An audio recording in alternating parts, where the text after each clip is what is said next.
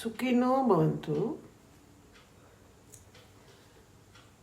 1-2-2021 అలయార్లో జరిగిన ఇంగ్లీష్ ప్రోగ్రామ్స్లో realisation of consciousness మీద వేదాద్రి మహర్షి గారు మాట్లాడారు. ఆంగ్ల మూలంలో ఉన్న దీన్ని తెలుగు అనువాదంగా మనం ఈరోజు చెప్పుకుంటున్నాం. మనలో చాలామందికి వాట్ ఈజ్ గాడ్ అంటే భగవంతుడు అంటే ఏమిటి అన్న విషయం ఊహల వలన కానీ లేదా నమ్మకం వలన కానీ మనకి అది తెలుసు. దాన్ని యూనిఫైడ్ ఫోర్స్ లేదా ఏకీకృత శక్తి, అదే గాడ్ అనే ఒక నమ్మకం చాలామందికి మనలో ఉంది. ఈ శక్తి, ఈ ఏకీకృత శక్తి అనబడే ఈ గాడ్, ఇంగ్లీష్లో దీన్నే యూనిఫైడ్ ఫోర్స్ అంటారు. మనిషి యొక్క మనసుకి అందినంత దూరంలో ఉంటుంది. కాన్షియస్నెస్ అంటే చైతన్యము. మనం దేన్నైతే భగవంతుడు అని పిలుస్తామో అదే ఈ చైతన్యం. దేన్నైతే బ్రహ్మము అని మన వేదాలు మనకి అందజేస్తున్నాయో అదే ఈ చైతన్యము అనబడే కాన్షియస్నెస్. ఈ కాన్షియస్నెస్ కనుక రియలైజ్ చేస్తే భగవంతుడిని రియలైజ్ చేసినట్టే. ఈ కాన్షియస్నెస్ అనబడే చైతన్యాన్ని మనం గుర్తించగలిగితే ఆల్మైటీ అనబడే భగవంతుడిని గుర్తించినట్లే. మన వేదాలలో చాలా చోట్ల బ్రహ్మాన్ని గురించి వివరణ అందించబడింది. అంతేకాకుండా వేదాల్లో ఈ చైతన్యాన్ని గురించి, దాని గొప్పతనాన్ని గురించి కూడా చాలా చోట్ల అభినందించారు. యోగులకి ఒక్కరికి యోగా ద్వారానే ఈ చైతన్యము అనబడే ఏకీకృత శక్తి అందుతుంది. ఆల్మైటీలో అంతర్భాగంగా ఉంది ఈ ఏకీకృత శక్తి అనబడే చైతన్యము అని అర్థం చేసుకోవాలి. శక్తి యోగులకి వారి యొక్క యోగా ద్వారానే అనుభవం అవుతుంది, అవగాహన అవుతుంది. మనం ఏం చేస్తామంటే ధ్యానం ద్వారా సూక్ష్మాతి సూక్ష్మమైన దశకి రాగలుగుతాము. ఆ దశలోనే మనకి ప్రశాంతమైనటువంటి మనసు ఏర్పడుతుంది. ఆ ప్రశాంత స్థితిలోనే ఈ చైతన్యం యొక్క లోతుకు మనం వెళ్ళగలుగుతాం. ఈ చైతన్యము అనే కాన్షియస్నెస్ మానవులందరిలో కూడా భగవంతుడి నుంచి పరిణామ క్రమంలో అందజేయబడింది. ఇది మన లోపలే ఉంది. ఈ చైతన్యం అనే కాన్షియస్నెస్ అంటే భగవంతుని యొక్క శక్తి. దాని లోతులకి మనం వెళ్ళాలి అని అనుకుంటే అది ధ్యానం ద్వారానే సమకూరుతుంది. మనం ఇప్పుడు మొత్తం విశ్వాన్ని ఒకసారి పరికించి చూద్దాము. విశ్వంలో ఎన్నో నక్షత్రాలు, గ్రహాలని మనం చూస్తున్నాము. విశ్వం మొత్తంలో ఉన్న అన్నీ కూడా సూక్ష్మమైన శక్తి పరమాణువుల యొక్క కలయిక వలన ఏర్పడినవి. ఈ పరమాణువుల కలయికని యాటమ్ అని అంటారు, లేదా అణువు అని కూడా అంటారు. కొన్ని అణువులు కలిస్తే మాలిక్యూల్స్ అన్నారు. మాలిక్యూల్స్ కొన్ని కలిస్తే కణాలు ఏర్పడ్డాయి. ప్రాణులలో మానవునితో సహా అందరూ ఈ కణాల చేతే నిర్మించబడ్డారు. ఈ ప్రాథమిక శక్తి కణాలు భగవంతుని తన్మార్పుగా, అందులో భగవంతుని యొక్క మొదటి తన్మార్పుగా అంటే బ్రహ్మం యొక్క మొదటి తన్మార్పుగా ఏర్పడ్డవే ఈ శక్తి కణాలు. దీన్ని బట్టి మనం విశ్వంలో ఉన్న అన్ని అంశాలు కూడా ఈ శక్తి పరమాణువుల యొక్క కలయికేనని, ఈ శక్తి పరమాణుని ఎనర్జీ పార్టికల్స్ అని కూడా అంటారు. ఈ చరాచర విశ్వంలో మొత్తం ఉన్నవన్నీ కూడా శక్తి పరమాణువుల యొక్క కలయికే. శక్తి పరమాణువులు బ్రహ్మం యొక్క మొదటి తన్మార్పు. కాబట్టి విశ్వంలో మనకు కనపడుతున్న ప్రతిదీ కూడా, అన్నీ కూడా భగవంతుని తన్మార్పుగా ఈ కాన్షియస్నెస్ అనబడే జ్ఞానాన్ని కలిగి ఉన్నాయి. కాన్షియస్నెస్ని జ్ఞానం అని కూడా అంటారు. భగవంతుడి నుంచి అది ఒక గిఫ్ట్గా, వరంగా మానవుడికి లభించింది. బ్రహ్మములో అంటే పరమాత్మలో మొదటి తన్మార్పుగా శక్తి కణాలు ఏర్పడినప్పుడు శక్తి కణాలు సూక్ష్మాతి సూక్ష్మంగా ఉండి ఆత్మభ్రమణంలో ఉంటాయి. భ్రమణం చేస్తున్న ప్రతి వస్తువుకి కూడా ఒక కేంద్రం ఉంటుంది. ఆ కేంద్రం నిశ్చల స్థితిలో ఉంటుంది. భ్రమణం చేస్తున్న ప్రతి వీల్లో కూడా మనం దాన్ని చూస్తాము. కాబట్టి ఈ శక్తి పరమాణువులలో కేంద్రంలో ఉన్నటువంటి ఆ సూక్ష్మాతి సూక్ష్మమైన చిన్న నిశ్చల స్థితిలో ఉన్న బిందువే బ్రహ్మము.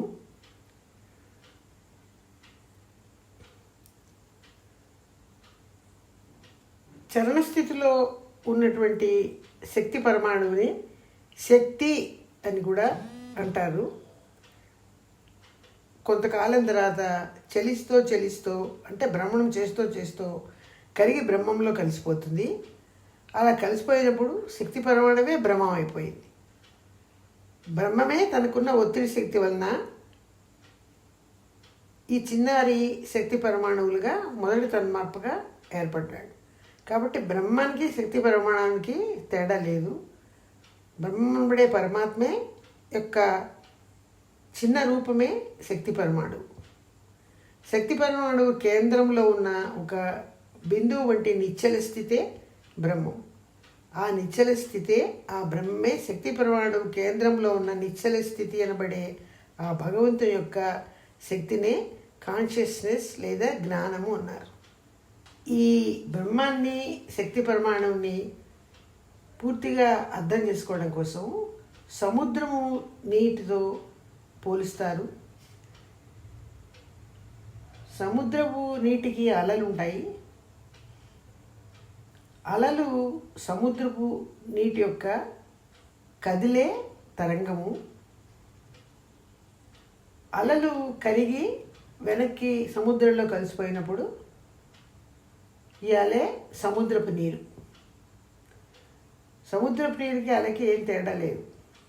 అదేవిధంగా బ్రహ్మము యొక్క కదిలే రూపమే శక్తి పరమాణువు. శక్తి పరమాణువు యొక్క కదలని నిశ్చల స్థితి ఏ బ్రహ్మం. శక్తి పరమాణువులు కదలని స్థితి ఎప్పుడు వస్తుంది? దానికి ఉన్న ప్రదర్శనలు అప్పుడు బ్రహ్మము శక్తి పరమాణువు ఒకటే. శక్తి పరమాణువుల యొక్క కలయిక అంటే గుంపుగా శక్తి పరమాణువులు గ్యాదర్ అవుతాయి. అలా అయినప్పుడు వాటిని మాసెస్ అంటారు. ఈ మాసెస్లో మొదటిగా మాసెస్ నుంచి నక్షత్రాలు, ప్లానెట్స్ లాంటివి తన్మార్పుగా ఏర్పడతాయి. మాసెస్ అనబడే శక్తి పరమాణువుల యొక్క గుంపులో ఒకలాంటి స్పందన ఏర్పడుతుంది. స్పందనే సెన్సేషన్ అంటున్నాము. ఈ స్పందన ఏర్పడకముందే శక్తి పరమాణువుల గుంపు నుంచి అచరాలు అనబడే నక్షత్రాలు, ప్లానెట్స్, గ్రహాలు, ప్లానెట్స్ అంటే గ్రహాలు మొదటిగా ఏర్పడ్డాయి. వాటిని అచరాలు అంటారు లేదా ఇనార్గానిక్ అంటారు. ఈ మాసెస్లోనే స్పర్శన పడే సెన్సేషన్ ఏర్పడిన తర్వాత చలనము ఉన్నటువంటి, స్పర్శ జ్ఞానం ఉన్నటువంటి, సెన్సేషన్ ఉన్నటువంటి ప్రాణులు ఉద్భవించాయి.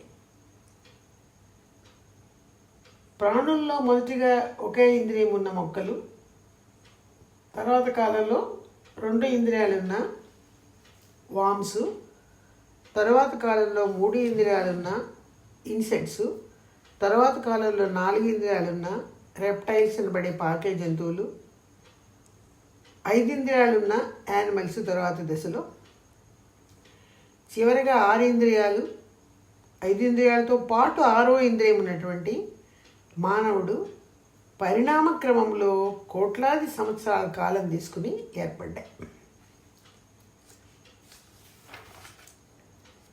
ఇక్కడ బ్రహ్మము అన్న, మాసెస్ అన్న, శక్తి అన్న, ప్రాణులన్న ఇవన్నీ కూడా భగవంతుని తన్మార్పుగా ఏర్పడినవే.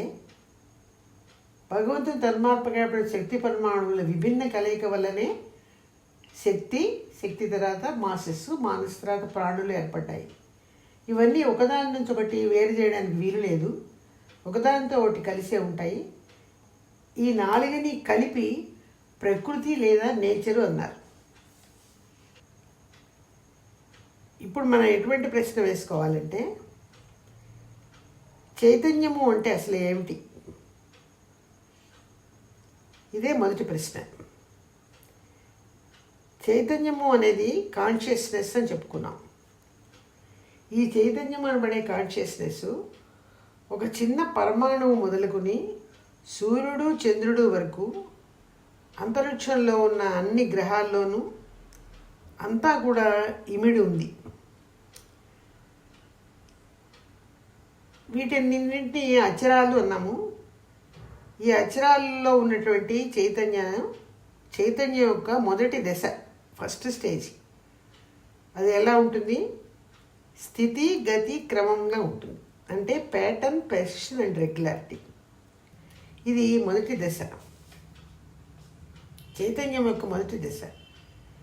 ఈ చైతన్యం యొక్క రెండవ దశ ఎట్లా ఉంటుందంటే, అది ఈ ప్రాణులలో రెండవ దశలో ఉంటుంది. ఈ రెండవ దశని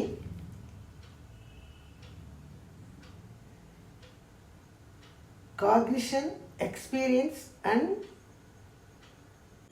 డిస్క్రిమినేషన్ అంటారు. తెలుగులో వాటినే అనుభూతి, అనుభవము, విచక్షణ అని పిలుస్తారు. ఈ కాన్షియస్ నిలబడే జ్ఞానము ముందుగా అచరాలలో స్థితి గతి క్రమంలో ఉన్నప్పుడు అది మొదటి దశ అనుకున్నాము. రెండవ దశలో ఈ కాగ్నిషన్, ఎక్స్పీరియన్స్, డిస్క్రిమినేషన్ అనే పేరుతో లివింగ్ బీయింగ్స్ అనబడే ప్రాణుల్లో ఉన్నప్పుడు ఈ మూడే కాదు, మొదటి దశ కూడా అన్ని ప్రాణుల్లోనూ ఉంటుంది. స్థితి గతి క్రమము అంటే pattern, position, regularity. Pattern, position and regularity.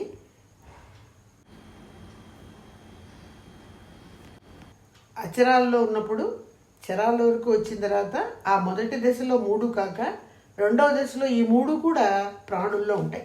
6 ఉంటాయి అన్నమాట. కాగ్నిషన్ అంటే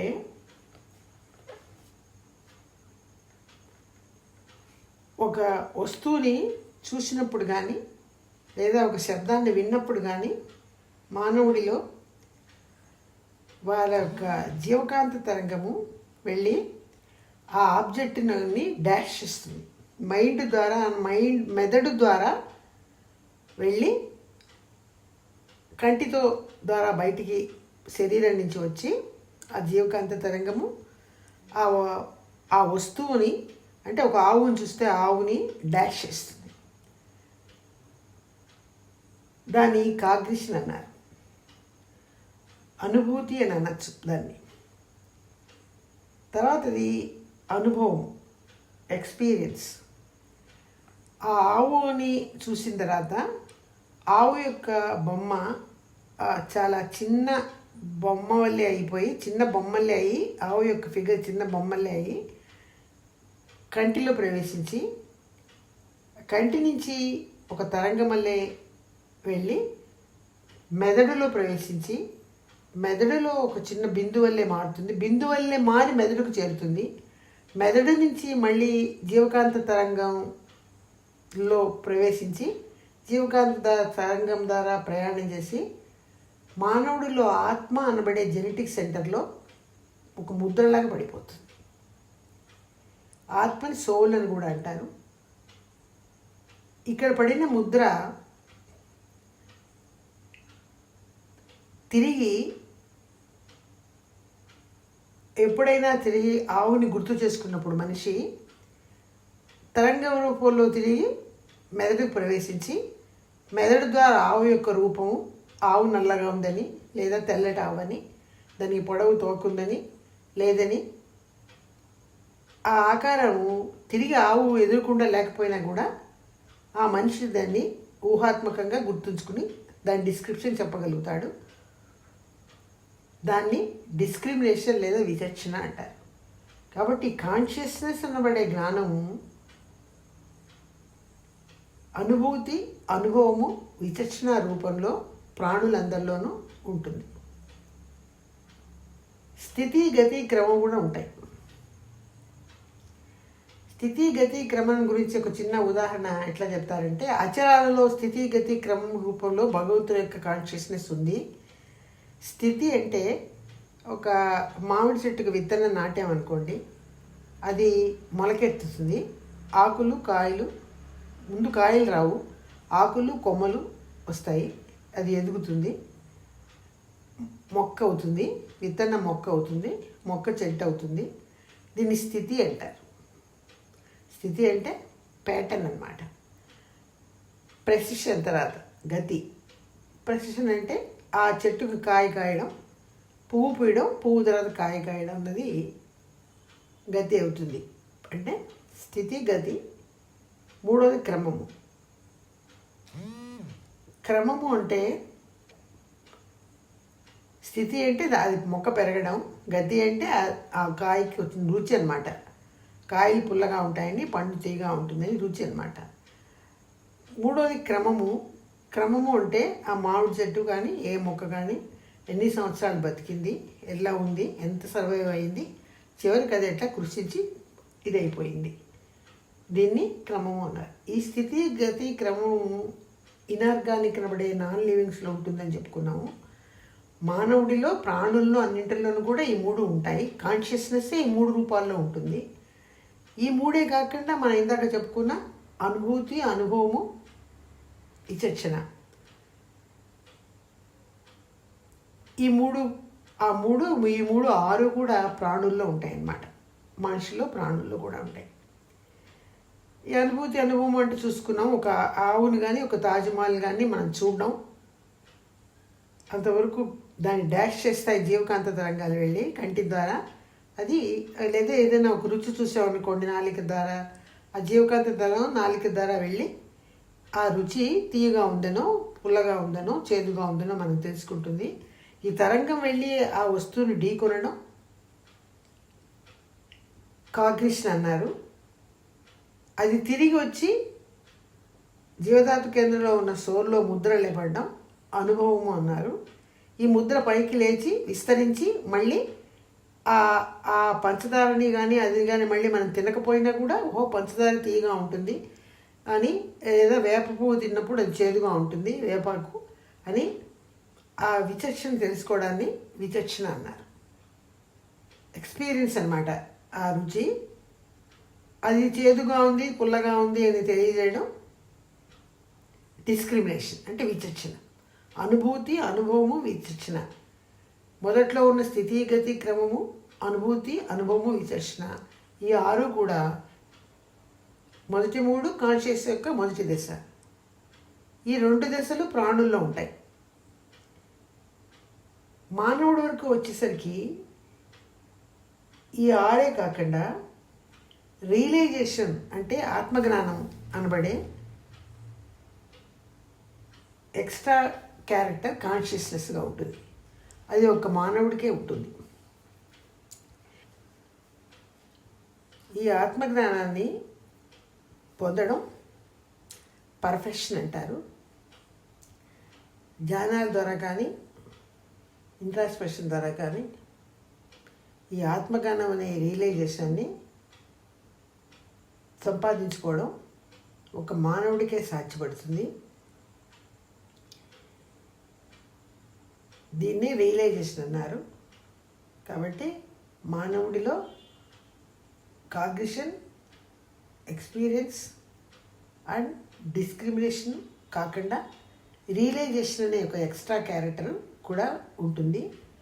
ఈ రియలైజేషన్ కానీ, కాగ్నిషన్ కానీ, ఎక్స్పీరియన్స్ కానీ, డిస్క్రిమినేషన్ కానీ, అలాగే ప్యాటర్న్, పెర్షన్ అండ్ రెగ్యులారిటీ అనబడే స్థితి, గతి, క్రమాలు కానీ, ఈ 7 క్యారెక్టర్స్ కూడా భగవంతుడి నుంచి లభించిన కాన్షియస్నెస్ యొక్క చైతన్య స్థితి. First stage, second stage, third stage only realisation అనమాట, ఆత్మ సాక్షాత్కారం పొందడానికి ఉపయోగపడే కాన్షియస్నెస్, జ్ఞానం అనమాట.